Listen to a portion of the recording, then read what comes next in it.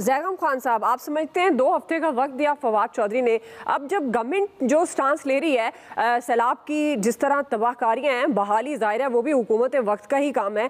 अब मईशत की जो अदम इस्तेहकाम, माशी अदम इस्तेहकाम है, अब ज़ाहिर है ये भी सवाल होता है क्या इन 2 बड़े मसाइल के होते हुए मुल्क इलेक्शन की तरफ जा सकता है? आप समझते हैं कि जो इमरान खान साहब पाकिस्तान तहरीक इंसाफ कह रही है गवर्नमेंट उसको मानना चाहिए, क्योंकि अब अवामी दबाव अगर आता है तो ये एक और तरह का बहरान नहीं होगा?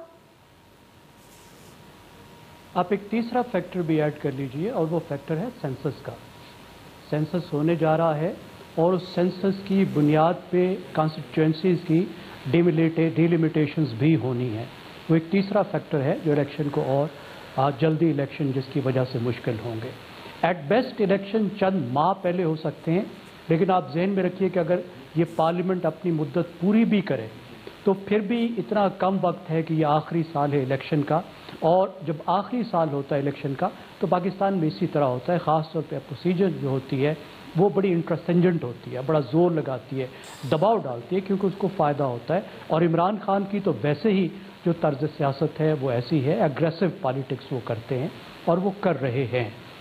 क्या वो सिर्फ मुजाहरों के ज़रिए इस हुकूमत को गिरा सकते हैं? आज तक ऐसा नहीं हुआ। अभी वो खाली मुजाहरे के ज़रिए नहीं गिरा सकते।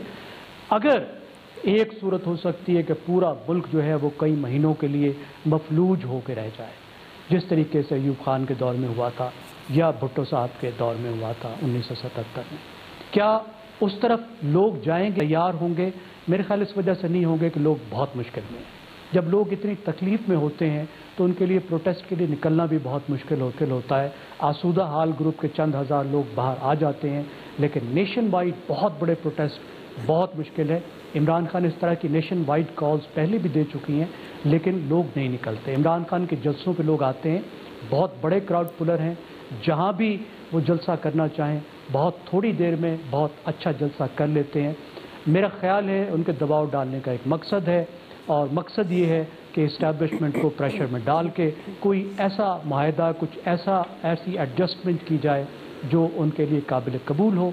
और दूसरी चीज़ उनकी ये है कि वो एग्रेसिव डिफेंस कर रहे हैं, यानी उन पर जो दबाव हुकूमत की तरफ आ रहा है उस दबाव को न सिर्फ वो हुकूमत को पलटा रहे हैं बल्कि हुकूमत पर एक्स्ट्रा दबाव भी डाल रहे हैं। सियासत हमारी इस वक्त तकसीम है, बहुत बुरी तरह से 2 हिस्सों में तकसीम है, एक दूसरे को कोई तस्लीम नहीं करता। इमरान खान साहब हुकूमत को नहीं मानते, हुकूमत का मानना तो एक तरफ, वो पार्लियामेंट में भी बैठने को तैयार नहीं है, जबकि अवाम ने उन्हें मुंतखब करके भेजा है और पार्लियामेंट में उनका रोल है, वो उस रोल को भी प्ले करने को तैयार नहीं है। तो ये अफसोसनाक सूरत हाल है ऐसे मौके पर जब पाकिस्तान एक इतनी बड़ी आजमाइश से गुजर रहा है।